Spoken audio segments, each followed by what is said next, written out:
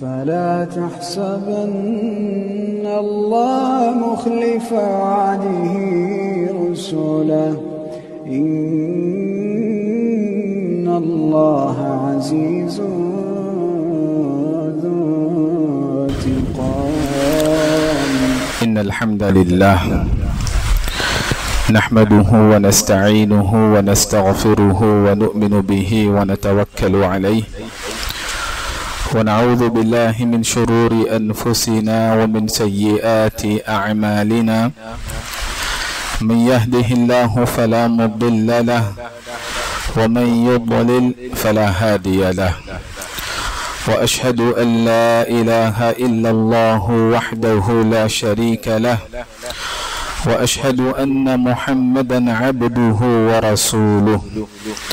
أما بعد فإن خير الحديث كتاب الله وخير الهدي هدي محمد وشر الأمور محدثاتها وكل محدثة بدعة وكل بدعة ضلالة وكل ضلالة في النار. فأعوذ بالله السميع العليم من الشيطان الرجيم. بسم الله الرحمن الرحيم. قاف والقرآن المجيد بل عجبوا أن جاءهم منذر منهم فقال الكافرون هذا شيء عجيب أإذا متنا وكنا ترابا ذلك رجع بعيد قد علمنا ما تنقص الأرض منهم وعندنا كتاب حفيظ بل كذبوا بالحق لما جاءهم فهم في أمر مريج. ہر قسم کی حمد و ثنا، تعریف و توصیف، بزرگی و کبریائی، عظمت و شوکت، غلبہ اور دبدبہ اللہ رب ذوالجلال کے لیے لائق و سزاوار ہے۔ درود و سلام ہو رسول اللہ صلی اللہ علیہ وسلم پر، جن کی زندگی اس امت کی ہدایت کے لیے صرف ہوئی۔ اللہم صلی علی محمد وعلی آل محمد وبارک وسلم۔ ہم اللہ تعالیٰ کی حمد و ثنا بیان کرتے ہیں، اسی پر ہمارا ایمان و یقین ہے، عبادت بھی اسی کی کرتے ہیں، مدد بھی اسی سے مانگتے ہیں، اسی پر ہمارا توکل اور بھروسہ ہوتا ہے۔ اپنے نفس کے شر سے اور شیطان کے شر سے اللہ کی پناہ طلب کرتے ہیں۔ جسے اللہ تبارک و تعالی ہدایت دے دے اسے کوئی گمراہ نہیں کر سکتا، اور جسے وہ گمراہ کر دے اسے کوئی ہدایت نہیں دے سکتا۔ سب سے بہترین بات اللہ کی بات کلام اللہ قرآن مجید ہے، اور سب سے بہترین طریقہ رسول اللہ صلی اللہ علیہ وسلم کی سنت ہے۔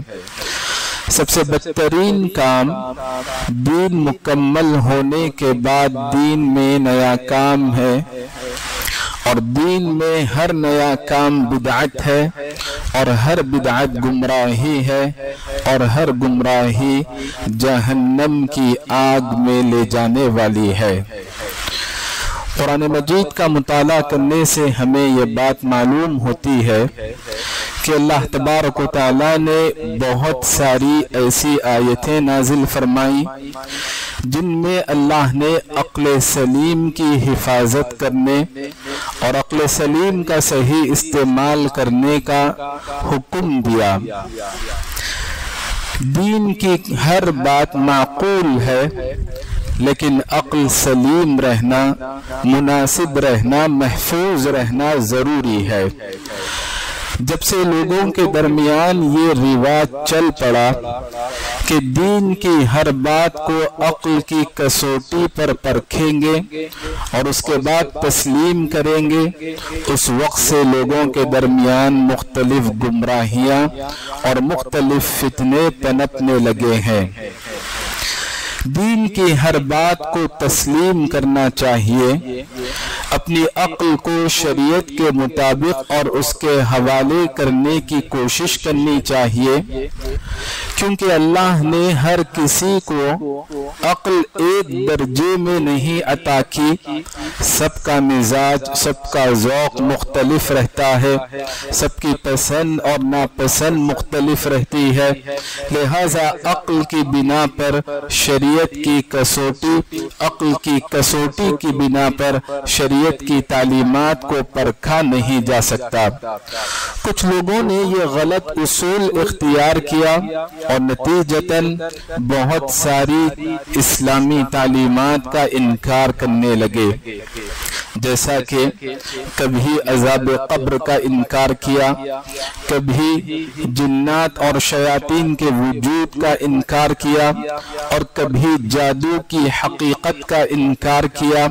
اس طرح کی بہت ساری غلطیوں کا انہوں نے ارتکاب کیا، جبکہ ہمیں یہ بات معلوم ہوتی ہے قرآن مجید میں بہت ساری آیتیں اللہ تبارک و تعالیٰ نے اس غیبی مخلوق کے متعلق نازل فرمائی، چاہے وہ جنات کی شکل میں ہو، شیاطین کی شکل میں ہو، یا ابلیس کی حیثیت سے ہو، اور پھر ان کی مدد سے جو گناہ کا ارتکاب کیا جاتا ہے جادو کی شکل میں۔ قرآن مجید میں اللہ تعالیٰ نے بہت ساری آیتیں مختلف مقامات پر نازل فرمائی، جس کے وجود کا اور جس کی حقیقت کا اندازہ ہوتا ہے۔ لہذا یہ غیبی مخلوق، اس کا اپنا وجود ہے، اس کی اپنی دنیا ہے، اس کی اپنی ایک کائنات ہے، اس کا اپنا ایک عالم ہے جس کا انکار نہیں کیا جا سکتا۔ جب انسان دنیا میں نہیں آیا، جنت میں تھا، آدم علیہ السلام کا اللہ کے نبی صلی اللہ علیہ وسلم نے تذکرہ فرمایا۔ صحیح مسلم کی روایات کے مطابق اسی وقت سے ابلیس نے آدم علیہ السلام پر نظر رکھی، اور پھر ابلیس اس نتیجے پر پہنچا کہ آدم علیہ السلام یا انسان کمزور مخلوق ہے بشری اعتبار سے۔ جب ولادت ہوتی ہے تو اس وقت بھی شیطان نومولود کو تکلیف پہنچاتا ہے۔ اللہ تبارک و تعالیٰ نے انسانوں کو حنیف بنا کر پیدا کیا، توحید کی جانب مائل، شرک سے دور اور بیزار، لیکن شیاطین ان کے پاس آئے اور انہیں ان کے دین سے پھیر دیا۔ اللہ نے جن باتوں کو حلال کیا انہیں حرام کیا، اور اللہ نے جنہیں حرام قرار دیا انہیں حلال کر کے ان کی نظروں میں پیش کیا۔ اللہ کے نبی صلی اللہ علیہ وسلم نے فرمایا کہ آدمی کچھ بھی کام کر لے، ہر کام کے وقت شیطان موجود رہتا ہے، یعنی کبھی بھی شیاطین انسان سے دور نہیں رہتے، انسان کے ہر کام میں شیاطین حاضر رہتے ہیں۔ قرآن مجید میں جنات کا اللہ تعالیٰ نے انسانوں کے ساتھ بارہا تذکرہ کیا۔ اللہ کے نبی صلی اللہ علیہ وسلم نے ایک موقع پر فرمایا کہ یہ تمہارے بھائی جنات کی غذا ہے۔ یقیناً یہ مخلوق آگ سے بنی، لیکن یہ ایسی مخلوق نہیں جس سے انسان کو خوف زدہ رہنا چاہیے۔ اگر کوئی ایسی مخلوق ہے جو خطرناک ہے اور جس کا نقصان پہنچانا ظاہر ہے، وہ مخلوق نظر آنے والی ہے، تو یہ انسان کا فطری اور بشری خوف ہو سکتا ہے جو عقیدے سے ٹکرانے والا نہیں۔ اس طرح کا خوف کبھی انبیاء علیہ السلام کو بھی ہوا۔ ابراہیم علیہ السلام کے پاس جب فرشتے انسانی شکل میں آئے اور ابراہیم علیہ السلام نے جو ضیافت کی اسے تناول نہیں کیا، ابراہیم علیہ السلام نے خوف محسوس کیا۔ موسیٰ علیہ السلام سے جب قتل سرزد ہوا، موسیٰ علیہ السلام جب نکل رہے تھے شہر کو چھوڑ کر، تو ان کی کیفیت اللہ نے بیان فرمائی، خائفن، موسیٰ علیہ السلام اس وقت خوف زدہ تھے۔ اور ایک موقع پر جب موسیٰ علیہ السلام نے لاٹھیوں کو اژدہے کی شکل میں بدلتے دیکھا تو اس وقت بھی بشری خوف ان پر طاری ہوا۔ لہذا اگر کوئی نظر آنے والی مخلوق ہے جس کا نقصان دہ ہونا آپ کو پتا ہے، اس سے اگر خوف ہو رہا ہے تو یہ بشری خوف ہے، عقیدے سے ٹکرانے والا نہیں، لیکن نظر نہ آنے والی مخلوق سے خوف زدہ رہنا یہ شرکیہ خوف ہے، عقیدے میں خلل والی بات ہے، اس مخلوق سے خوف زدہ نہیں رہنا چاہیے۔ قرآن مجید میں بارہا اللہ نے انسانوں کے ساتھ اس مخلوق کا تذکرہ کیا اور نبی صلی اللہ علیہ وسلم نے بھائی سے تعبیر کیا، زادوا اخوانکم من الجن۔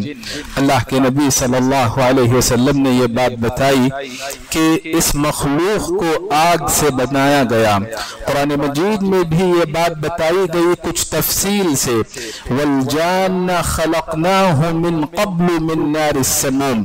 اضافی بات یہ بتائی گئی کہ انسان کے وجود سے پہلے، جیسا کہ سابقہ روایت سے بھی ہم کو اندازہ ہوتا ہے کہ اللہ تبارک و تعالیٰ نے جنات اور شیاطین کو انسانوں سے پہلے وجود بخشا۔ یہ وہ غیبی مخلوق ہے جو انسانوں کے بالمقابل قدیم مخلوق ہے، اس کا وجود انسانوں سے پہلے ہے۔ چونکہ یہ غیبی مخلوق ہے، نظر نہ آنے والی مخلوق ہے، اور اس میں اللہ کی رحمت سے دوری، شرارت اور شیطانیت پائی جاتی ہے، اس وجہ سے اس مخلوق کو جنات اور شیاطین کہا جاتا ہے۔ اللہ کی ہر مخلوق اللہ کی عبادت کے لیے پیدا کی گئی، چاہے جنات ہو یا شیاطین ہو یا انسان ہو، ہر مخلوق اللہ کی حمد اور تسبیح میں، اللہ کی عبادت میں مشغول ہے، لیکن انسان کمزور ہے کہ مخلوق کی عبادت کی کیفیت کو وہ سمجھ نہیں پاتا ہے۔ اللہ کے نبی صلی اللہ علیہ وسلم نے کچھ مقامات بیان فرمائے، بلکہ احادیث کی روشنی میں تابعین نے بھی کچھ باتیں بیان فرمائی کہ جہاں بلیں رہتی ہیں، بلوں میں جنات اور شیاطین پائے جا سکتے ہیں۔ اور پھر صحابہ نے یہ بات بتائی کہ بتوں کے ساتھ عورت جن رہ سکتی ہے۔ اللہ کے نبی صلی اللہ علیہ وسلم کی ان ہدایات کے ساتھ بلکہ ہمیں یہ بات معلوم ہوتی ہے کہ ہر گھر میں جہاں بھی بیت الخلا ہو وہاں جنات پائے جا سکتے ہیں، مرد اور عورتیں۔ اسی لیے اللہ کے نبی صلی اللہ علیہ وسلم نے پناہ طلب کرنے کا حکم دیا۔ جانوروں میں اونٹ کی پیٹھ کا خاص طور پر تذکرہ کیا گیا جہاں شیطان بسیرا کرتا ہے۔ بازار کا تذکرہ کیا گیا، شیطان وہاں پر جنگ کا ماحول پیدا کرنا چاہتا ہے۔ عورتوں کا تذکرہ کیا گیا، اجنبی عورت کے ساتھ جب خلوت اختیار کی جائے یا پھر کوئی عورت خوشبو کا استعمال کر کے زیب و زینت کو اختیار کر کے نکلتی ہے تو اس وقت بھی شیطان اس کے پیچھے لگ جاتا ہے۔ آدمی جب تنہائی اختیار کرے تو اس وقت بھی شیطان اس کے ساتھ رہتا ہے۔ جس قدر افراد بڑھیں گے اسی قدر شیاطین دور ہوتے جائیں گے۔ اسی لیے اجتماعی زندگی گزارنے پر دین اسلام نے بارہا ابھارا ہے۔ اللہ کے نبی صلی اللہ علیہ وسلم نے اس مخلوق کی غذاؤں میں دو باتیں بتائی کہ گوبر اور ہڈی اس مخلوق کی غذاؤں میں داخل غذائیں ہیں۔ اللہ کے نبی صلی اللہ علیہ وسلم نے ان کی قسمیں بھی بیان فرمائی۔ کچھ ایسی ہیں جن کو اللہ نے پر عطا کیے، جن کے ذریعے یہ ہواؤں میں اڑتی ہیں، اور کچھ ایسی ہیں ان کی قسمیں جو شیاطین کتوں کی شکل میں، سانپوں اور اژدہوں کی شکل میں پائے جاتے ہیں، اور کچھ قسمیں ایسی ہیں جو ہواؤں میں اڑتے بھی ہیں، مختلف مقامات پر وہ بسیرا بھی کرتے ہیں۔ محدثین نے اس کی شرح میں مثال دی جیسا کہ مسافرین کو کبھی راستوں میں نظر آتے ہیں اور ان کو پریشان کرتے ہیں۔ یہ جنات کی تیسری قسم ہو سکتی ہے۔ جنات کو اللہ تبارک و تعالیٰ نے اتنی صلاحیت دی، شیاطین کو اللہ نے اتنی صلاحیت دی کہ وہ کسی کی بھی شکل اختیار کر سکتے ہیں۔ اللہ کے نبی صلی اللہ علیہ وسلم کی صورت اور شکل اختیار نہیں کر سکتے، نبی کے علاوہ کسی اور کی شکل میں جنات اور شیاطین آ سکتے ہیں، لڑائی جھگڑے کا ماحول پیدا کر سکتے ہیں، اور جنات اور شیاطین انسانوں پر بڑی گہری نظر رکھتے ہیں، انسانوں کو اندازہ نہیں ہوتا۔ قرآن مجید میں اللہ نے اس کی تفصیل بیان فرمائی، انہو یراکم ہوا وقبیلہ من حیث لا ترونہم۔ اللہ کے نبی صلی اللہ علیہ وسلم نے فرمایا، جب رات میں تم کتوں کے بھونکنے کی آواز کو سنو یا گدھوں کی آواز کو تم سنو تو اس وقت اللہ کی پناہ طلب کرنا، اعوذ باللہ من الشیطان الرجیم پڑھنا، کیونکہ اس مخلوق نے غیبی مخلوق کو دیکھا ہے، جس غیبی مخلوق کو تم دیکھنے سے قاصر ہو۔ جیسے انسانوں میں مسلمان بھی رہتے ہیں، کافر بھی رہتے ہیں، نیک بھی رہتے ہیں اور بد بھی رہتے ہیں، بالکل جنات کا بھی ایسے ہی معاملہ ہے۔ مسلمان جن بھی رہتے ہیں، کافر جن بھی رہتے ہیں، نیک جن بھی رہتے ہیں اور بد جن بھی رہتے ہیں۔ اللہ تعالیٰ نے سورہ جن میں اس کی تفصیل بیان فرمائی ہے۔ قدیم زمانے میں عقیدے کی کمزوری کی وجہ سے جنات کا مقابلہ کرنے کی بجائے یا پھر اللہ کے کلام سے ان کو اس مقام سے دور کرنے کی بجائے لوگ جنات کی پناہ طلب کرتے تھے، ان کی حفاظت میں چلے جاتے اور ان کے لیے جانوروں کو ذبح کرتے اور ان سے خدمت لیا کرتے۔ اللہ تبارک و تعالیٰ نے اسے شرکیہ کام بتایا، جس کا سورۃ الجن کی ابتدائی آیات میں تذکرہ کیا۔ اس مخلوق کو بھی غیب کا علم نہیں۔ جنات جب سلیمان علیہ السلام کے احکام کی تعمیل کر رہے تھے، تعمیراتی کاموں میں مصروف تھے، ان کو پتہ نہیں چلا کہ سلیمان علیہ السلام کی روح قبض ہو گئی۔ کافی دیر کے بعد ان کو معلوم ہوا کہ سلیمان علیہ السلام اس دنیا سے رحلت کر گئے۔ لہذا انسانوں کو بھی غیب کا علم نہیں اور جنات کو بھی غیب کا علم نہیں۔ یہ وہ مخلوق ہے جسے اللہ تبارک و تعالیٰ نے اتنی صلاحیت اور طاقت عطا فرمائی کہ وزنی چیزوں کو بھی ایک مقام سے دوسرے مقام پر یہ منتقل کر سکتے ہیں۔ ملکہ سبا کے تخت کے بارے میں عفریت جن نے کہا کہ آپ اپنے تخت سے اٹھنے سے پہلے، اپنے مقام سے اٹھنے سے پہلے میں اسے حاضر کر دوں گا۔ سلیمان علیہ السلام کے دور میں جنات بڑے بڑے قلعے تعمیر کیا کرتے تھے اور مختلف قسم کے بڑے بڑے برتن، دیگ وغیرہ، حوض جیسی چیزیں بناتے اور انہیں تعمیر کیا کرتے تھے۔ اللہ تبارک و تعالیٰ نے اس مخلوق کو عجیب و غریب صلاحیتیں دی ہیں۔ شیاطین انسانوں کے لیے عام طور پر دشمن ثابت ہوتے ہیں۔ اللہ تعالیٰ نے انہیں قرآن میں کھلے دشمن سے تعبیر کیا۔ ان کی دشمنی کی مختلف شکلیں ہمیں معلوم ہوتی ہیں۔ انسان کو گمراہ کرنا چاہتے ہیں اور پھر ان کی گمراہی کو کفر تک پہنچانا چاہتے ہیں۔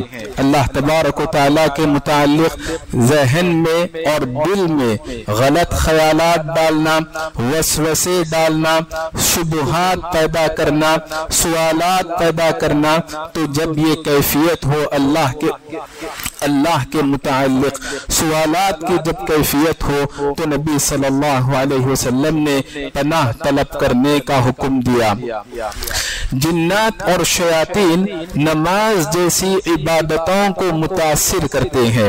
نبی صلی اللہ علیہ وسلم کی عبادت کو، نماز کو متاثر کرنے کی عفریت جن نے کوشش کی۔ نبی صلی اللہ علیہ وسلم نے اسے پکڑ کر مسجد کے ستون سے باندھ دینا چاہا، لیکن سلیمان علیہ السلام کی دعا یاد کی جس کی وجہ سے اسے چھوڑ دیا۔ عبادتوں کو متاثر کرنا شیاطین اور جنات کی دشمنی کی ایک شکل ہے۔ شیاطین جو دشمنی نبھاتے ہیں انسانوں کے ساتھ، ان کی ایک شکل یہ بھی بیان کی گئی کہ وسوسے ڈالنا، صرف وسوسے نہیں، برے خیالات نہیں، بلکہ مس یعنی انسان کے اندر حاوی ہو جانا۔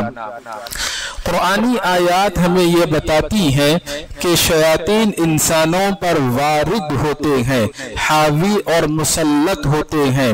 اللہ کے نبی صلی اللہ علیہ وسلم نے یہ بھی بتایا کہ جیسے رگوں میں خون دوڑتا ہے، ویسے شیطان کو اللہ نے صلاحیت دی کہ انسان کے جسم میں سرایت کرے اور انسان کے ساتھ کھلواڑ کرے۔ اللہ کے نبی صلی اللہ علیہ وسلم کے دور میں صحابیات میں ام زفر رضی اللہ عنہا پر شیطان حاوی ہو گیا تھا، پریشان کر رہا تھا۔ صحابہ کرام میں عثمان ابن ابی العاص متاثر ہو گئے تھے رضی اللہ عنہ۔ اللہ کے نبی صلی اللہ علیہ وسلم نے ان کے سینے پر مارا اور پھر دعا کی، اللہ تبارک و تعالیٰ نے انہیں شفا دی۔ یعلا بن مرہ رضی اللہ عنہ نے ایک بچے کے متاثر ہونے کا تذکرہ کیا، اللہ کے نبی صلی اللہ علیہ وسلم نے اس کے لیے بھی دعا فرمائی اور اللہ تبارک و تعالیٰ نے اسے شفا عطا فرمائی۔ لہٰذا یہ مخلوق ہے، اس کی اپنی دنیا ہے، اس کا اپنا وجود ہے، اس کا انکار نہیں کیا جا سکتا۔ جیسے انسانوں کو موت آتی ہے، جنات کو بھی موت آتی ہے۔ اللہ کے نبی صلی اللہ علیہ وسلم نے فرمایا والجن والانس یموتون، جیسے انسان اور انسان جنت کے مستحق ہوتے ہیں نیک ہونے کی وجہ سے، مومن ہونے کی وجہ سے، جنات بھی مستحق ہوتے ہیں، اور جو گنہگار ہو، بے ایمان ہو، جہنم رسید ہو سکتے ہیں۔ جنات کو بھی اللہ تبارک و تعالی جہنم میں داخل کرے گا۔ وَلَقَدْ ذَرَأْنَا لِجَهَنَّمَ كَثِيرًا مِنَ الْجِنِّ وَالْإِنسِ، اور کبھی اللہ کے نبی صلی اللہ علیہ وسلم نے یہ بات بھی بیان فرمائی کہ جب یہ مخلوق کسی اور شکل میں ظاہر ہو، جیسے سانپ کی شکل میں، تو انسان اسے مار بھی سکتا ہے اور یہ مخلوق انسان کو مار بھی سکتی ہے۔ ابو سعید رضی اللہ عنہ نے اس صحابی کا تذکرہ کیا جنہوں نے جن کو جو سانپ کی شکل میں تھا مارا۔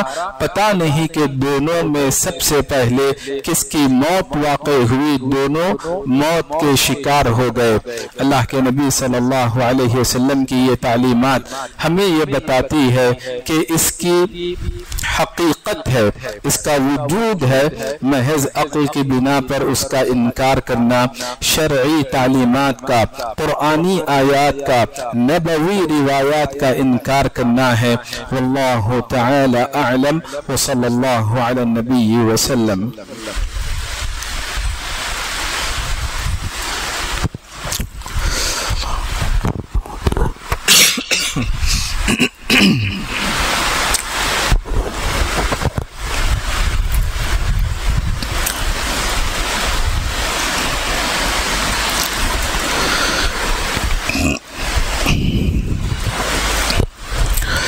الحمد لله رب العالمين، وصلى الله وسلم وبارك على نبينا محمد وعلى آله وصحبه أجمعين ومن تبعهم بإحسان إلى يوم الدين، أما بعد۔ گنہگار لوگ اس مخلوق کا غلط استعمال کرتے ہیں اور اس کا استعمال کرتے ہوئے جادو کرتے ہیں۔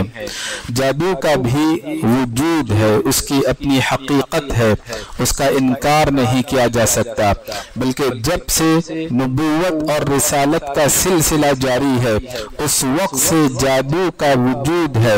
قوموں نے انبیاء علیہم السلام پر الزام لگایا کہ وہ جادوگر ہیں یا پھر سحر زدہ ہیں، جادو سے متاثر ہیں۔ جب دین اسلام آیا تو جادو کو قابو میں کر لیا گیا، جادوگروں کا وجود مٹا دیا گیا، لیکن جیسے ہی دور نبوت سے دور ہو رہا تھا اس وقت بہت سارے لوگ اسلام میں آ رہے تھے، مختلف ممالک کے مختلف دینوں کو چھوڑ کر وہ اپنے ساتھ شرکیہ کاموں کو لے کر اسلام میں داخل ہوئے۔ بالخصوص عباسی دور کی ابتدا میں رفتہ رفتہ جادو کا چلن پھر شروع ہوا دوبارہ۔ عثمانی دور میں جادو بالکل عروج پر ہوا اور اس کے بعد سے مسلمانوں کے درمیان یہ گناہ کبیرہ ارتکاب کیا جاتا رہا۔ اس کی اپنی حقیقت ہے، اس کا انکار نہیں کیا جا سکتا۔ اگر اس کی حقیقت نہیں ہوتی تو دین اسلام اس سے منع نہیں کرتا، اگر اس کی حقیقت نہیں ہوتی تو اس پر وعیدیں نہیں سنائی جاتی، اگر اس کی حقیقت نہیں ہوتی تو اس پر حدود اور سزائیں نہیں رکھی جاتی۔ موسیٰ علیہ السلام اور فرعون کے دور میں اللہ تبارک و تعالیٰ نے تفصیلی واقعات بیان فرمائے جادو اور جادوگروں کے حوالے سے۔ امام ابن قدامہ رحمت اللہ علیہ نے یہ بات بتائی کہ جادو کی وجہ سے یعنی اللہ کے حکم کے بعد کسی کی موت بھی واقع ہو سکتی ہے، جادو کی وجہ سے یعنی اللہ کے حکم کے بعد کوئی بیمار بھی پڑ سکتا ہے، لوگوں کے درمیان شوہر اور بیوی کے درمیان جدائی بھی ڈالی جا سکتی ہے، دو اجنبیوں کے دلوں میں محبت بھی پیدا کی جا سکتی ہے، یا پھر دو چاہنے والوں کے درمیان دشمنی بھی ڈالی جا سکتی ہے۔ مختلف طرح کے جرائم جادوگر جادو کے ذریعے انجام دیتے ہیں، لیکن ہمارا یہ عقیدہ ہونا چاہیے وَمَا هُمْ بِضَارِّينَ بِهِ مِنْ أَحَدٍ إِلَّا بِإِذْنِ اللَّهِ، اللہ کے حکم کے بغیر کوئی بھی نقصان نہیں پہنچا سکتا۔ اللہ کے حکم کے بغیر اگر سمجھنے لگیں گے تو یہاں عقیدے کی غلطی آ جائے گی، بلکہ توحید کی بجائے شرک آ جائے گا۔ جادو کسی بھی شکل میں کسی بھی حالت میں قطعاً جائز نہیں بلکہ گناہ کبیرہ ہے۔